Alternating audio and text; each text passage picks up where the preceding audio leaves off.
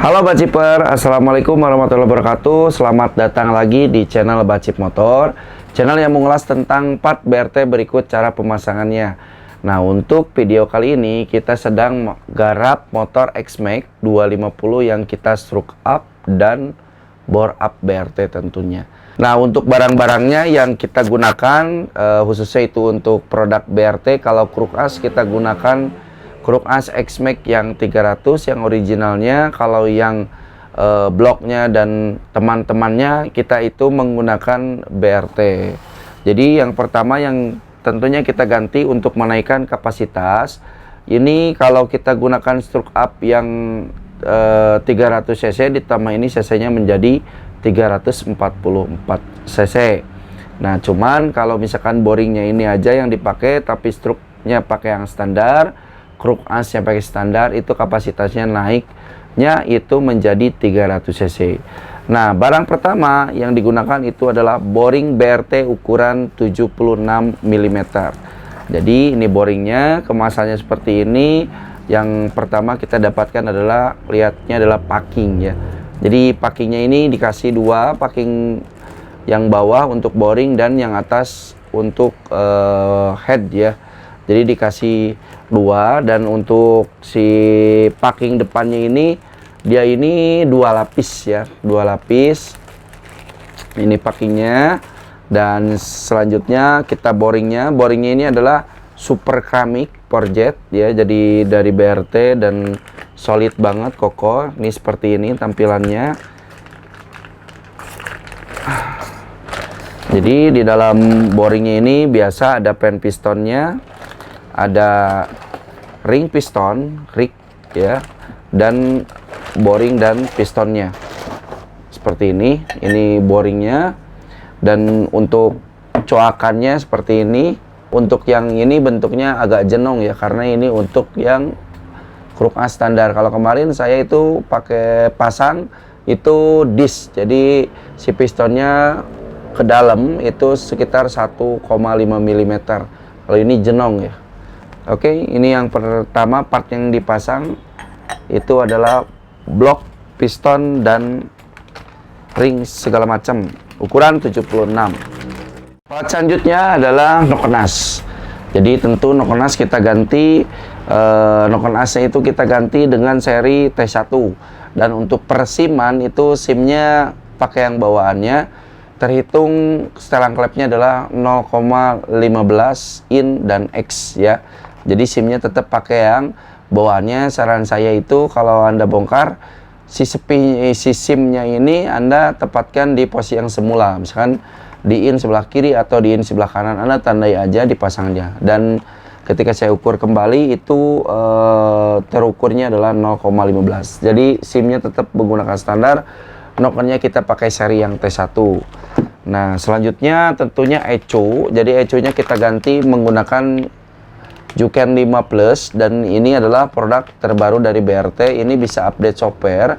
Untuk versi yang terakhir ini, versi yang terbaru itu adalah yang kode belakangnya adalah 33. Jadi diupdate softwarenya secara online, gak usah dikirim ke BRT. Jadi Juken 5 Plus ini terbaru dari BRT, dan ini di dalamnya ada data logger. Jadi ketika Anda sudah mengendarai, kalau terjadi trouble atau problem, itu bisa ditarik datanya, Anda bisa pelajari di situ.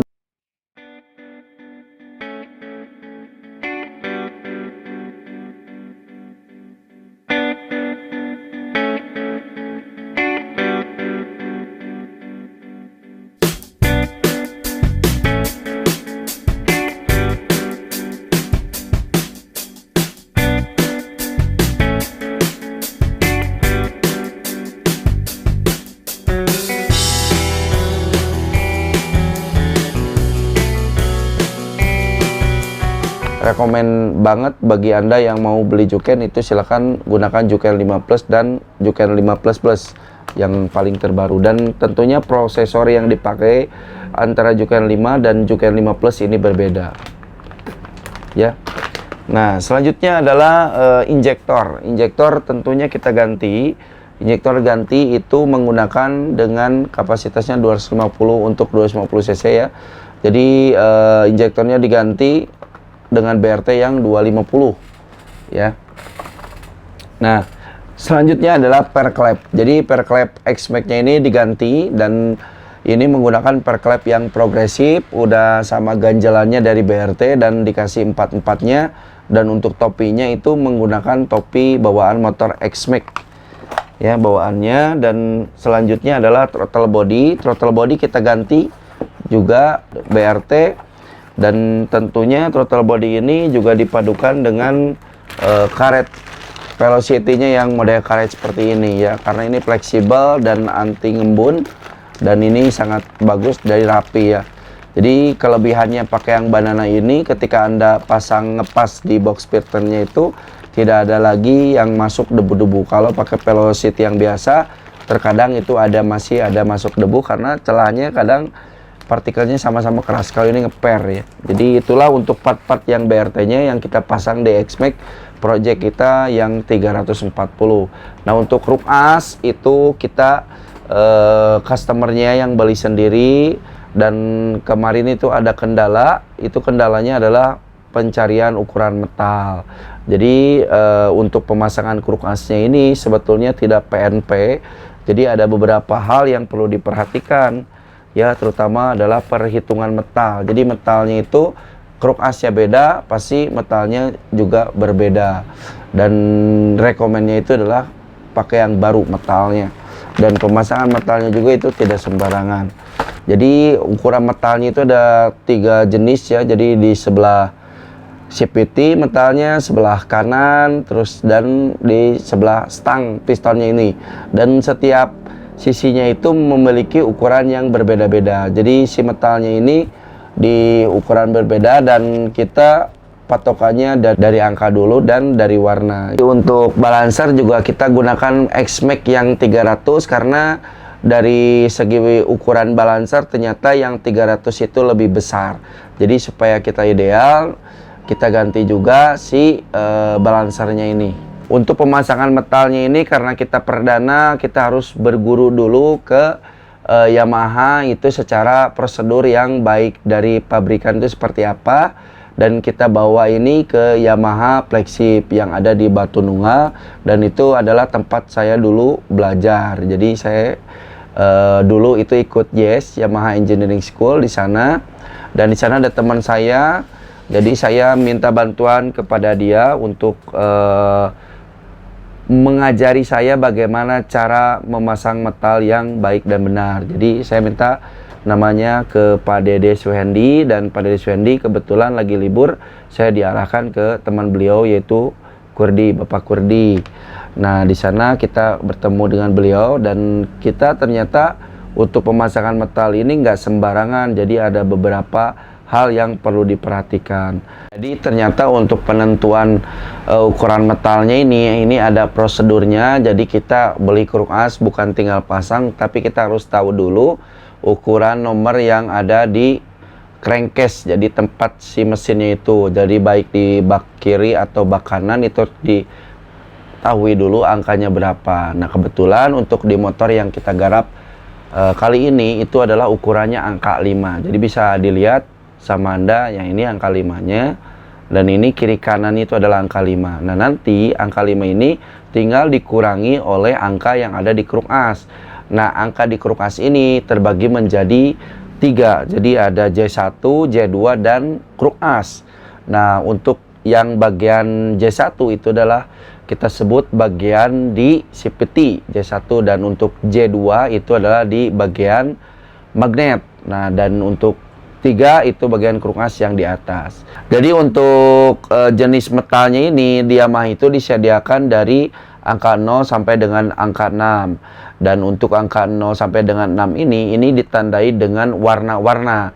Jadi warna-warna ini adalah warna pengurangan atau angka pengurangan dari nilai crankcase, nilai crankcase atau nilai dari stang piston yang digunakan. Nah, kita ambil contoh untuk crankcase yang kita pakai itu adalah kode kiri kanan atau bak CPT dan bak magnetnya itu adalah kodenya 5 ya, yang itu. Nah, yang ini kodenya yang ini. Nah, kode 5 ini dikurangi J1 dan J2. Jadi di kruk as ini ada 3 nomor. Itu 3 nomor itu ada nomor yang pertama itu adalah untuk kruk asnya, pengurangan kruk asnya, dan yang kedua itu kita sebut J1 itu untuk pengurangan CPT-nya, dan yang paling ujung itu adalah kita sebut J2, ini adalah untuk pengurangan di bagian magnet. Nah, kita ambil contoh. Di kruk as kita itu adalah angkanya adalah 5. Jadi kita 5 dikurangi J1 itu J1 kita adalah 2. Jadi 5 kurangi 2 itu adalah 3. Jadi 3 ini ketemu adalah warnanya coklat. Jadi metal yang kita cari untuk bagian yang CPT itu harus warna coklat, dan untuk tiap-tiap CPT atau magnet itu metalnya ada 6 biji tapi tidak bisa saling tukar, jadi beda. Jadi Anda butuhnya metal buat CPT atau buat magnet. Jadi untuk CPT kita udah ketemu itu warnanya coklat, dan ini memang nyarinya susah ya metalnya ini. Nah, oke, selanjutnya untuk bagian yang magnet itu adalah 5 juga dikurangi J2. J2 itu adalah 1. Jadi jatuhnya itu adalah angkanya 4, dan angka 4 itu adalah hijau. Jadi untuk bagian magnet kita cari metal yang warna hijau, dan ini susah juga sih nyarinya. Nah, selanjutnya adalah untuk metal yang ada di stang piston, kita adalah pengurangannya adalah 5 ya, 5 dikurangi 2 itu adalah 3, coklat. Jadi untuk yang di stang piston kita ambil warna coklat, tapi khusus yang di stang piston juga. Jadi ada 3 bagian metal, dan ini tiap metal 3 bagian ini berbeda-beda metal bentuknya ya. Jadi itu teman-teman untuk pengukuran metalnya ini, dan ini ukuran-ukuran ini saya tahu dari Bapak Dede, dan saya juga searching, lihat-lihat ya, dan tanya-tanya sana sini. Dan alhamdulillah setelah dapat semua barangnya itu kita bawa untuk pemasangan ke Yamaha, karena saya memang pengen tahu, pengen diajari bagaimana cara memasang metal yang benar sesuai anjuran dari pabrikan Yamaha. Dan ternyata untuk pembongkaran metal dan pemasangan metal itu menggunakan alat bantu, yaitu mesin press ya. Jadi tidak sembarangan untuk pemasangannya, dan untuk pembongkarannya seperti ini. Jadi ada alat khususnya, itu bentuknya bundar ya, jadi bundar bulat gitu. Itu udah ada top-topnya. Kalau dari Yamaha itu udah pas semua, jadi kita tinggal didorong aja dan udah terlepas si metalnya ini. Dan memang kalau keseringan bongkar pasang metal itu saya pikir tentunya jelek ya, jadi bakal oblak. Kalau oblak ya harus ganti crankcase lah, pilihan yang terbaiknya seperti itu. Jadi untuk pembongkarannya itu pelan-pelan aja ya. Pembongkaran, ini proses pembongkarannya pelan-pelan aja sampai benar-benar terlepas ya. Ini untuk bagian yang magnet ya teman-teman, ini untuk bagian magnet, dan ini metalnya yang sudah terbuka. Dan untuk pemasangan metalnya ini ternyata ada topnya ya, jadi ada garisnya.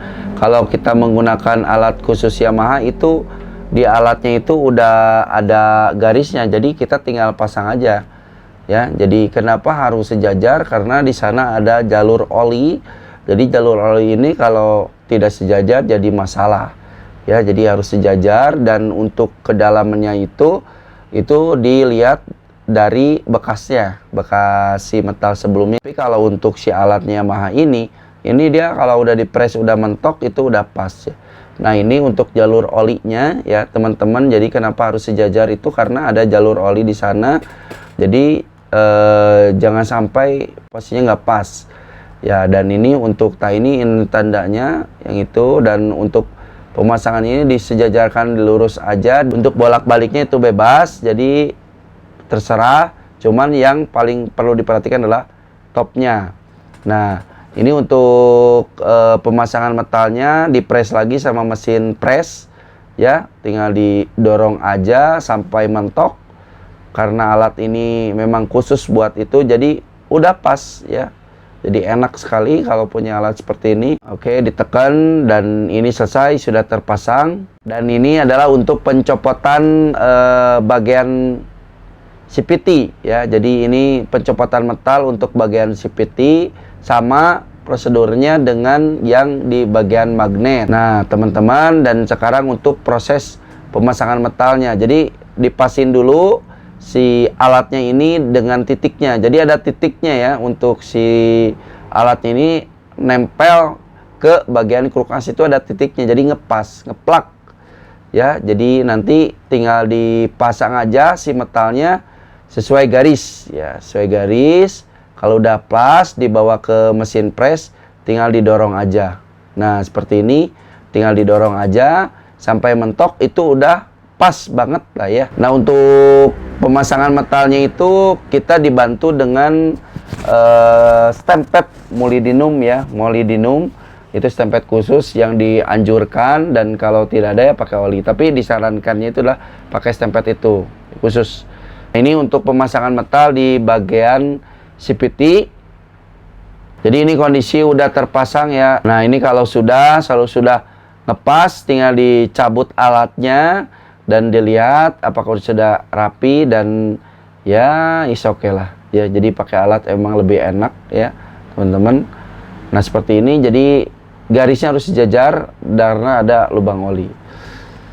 Nah, ini untuk bagian magnet ya. Kalau bagian magnet itu ada bolong-bolong 3 jalur oli, dan kita lumasi si bagian metalnya itu pakai stempet khusus molybdenum lagi, dan ini tinggal dipasang aja ke alat khususnya seperti itu, dan harus sejajar lagi.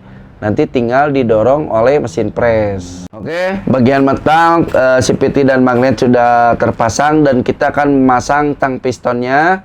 Jadi untuk stang pistonnya ini saya akui bautnya keras ya. Jadi ini dijepit pakai ragum, dibuka dan dipasangkan si metalnya. Jadi untuk pengukurannya sama, itu di setangnya itu ada angkanya 5. Nanti 5 dikurangi yang si kruk as tadi. Jadi jatuhnya adalah 3 itu adalah warna hijau. Ini kita tinggal pasang, dan untuk metal yang ada di stang piston itu adalah ada ininya, ada top-topnya ya. Jadi tidak akan terbalik, itu tinggal dipasang aja pas. Nah, nanti dikencangkan itu adalah setelah ditorsi itu harus diputar lagi 180 derajat si titik bautnya. Jadi kalau nggak ada alat yang si derajatnya itu, Anda bisa pakai di titik lah, di titik kira-kira aja 180 derajat muter setelah ditorsi. Nah, oke. Nah, ini pemasangannya. Jadi untuk pemasangan stang pistonnya itu adalah, jikalau kita melihat sisi bagian magnet di kruk asnya itu, stangnya itu harus ngadap ke depan dulu, dan dilihat di atasnya itu harus ada angkanya. Jadi begitu Anda lihat di sebelah magnet atau sebelah kanan, kita lihat dipandang itu stang pistonnya ke depan, itu dilihat harus ada angkanya. Kalau misalkan angkanya nggak ada, itu berarti kebalik masang stang pistonnya itu ya. Jadi untuk pemasangan stang piston juga ada aturannya teman-teman. Jadi ketika Anda dilihat di bagian magnet dan stang menuju arah ke depan, itu yang nomor 5-nya harus kelihatan. Jadi untuk pemasangannya dipakai tangan dulu, pakai kunci dulu, ini dipasangin dulu, nanti ditorsi. Nah, untuk ukuran torsinya 18 Nm, dan nanti bautnya itu diputar lagi 180 derajat. Nah, ini adalah pemutaran bautnya kembali sebesar 180 derajat. Kalau nggak ada alat panas seperti ini, bisa aja pakai tip X ya, dititikkan aja, ditandain aja. Oke teman-teman, itulah proses pemasangan metal ya. Jadi untuk video X-Max ini kita akan jadikan beberapa part. Jadi itu untuk bagian pemasangan metalnya itu, dan pengukuran metalnya itu ada di video ini yang part 1. Nanti untuk part 2 adalah kita perakitan motornya, perhitungan, dan nanti part terakhir adalah proses setting ya. Atau part 2 dan part 3 digabung kalau videonya nggak terlalu banyak ya teman-teman. Jadi itulah informasi mengenai ukuran metal dan cara menghitung metalnya, dan untuk pemasangan kruk as X-Max 300 ke 250 cc itu ternyata tidak PNP ya. Jadi ada beberapa hal yang perlu diperhatikan, terutama adalah untuk alat-alatnya, dan jangan asal pukul atau jedor aja ya. Nanti kalau misalkan oblak ya repot ya teman-teman. Makanya kemarin saya memutuskan saya perlu belajar dulu ke Yamaha itu seperti apa sebetulnya prosedurnya. Jadi untuk teman-teman mekanik, jangan pernah merasa Anda itu malu itu untuk belajar ke seorang, nggak apa-apa. Kita belajar aja karena memang kita nggak tahu. Justru dengan prosesnya kita mencari tahu dari orang, kita jadi tahu dan kedepannya kita akan lebih hati-hati dan teliti lagi. Jadi jangan merasa malu lah ya. Jadi semua ini kita belajar ya. Kita hidup di dunia ini belajar ya, belajar untuk menjadi suatu yang baik.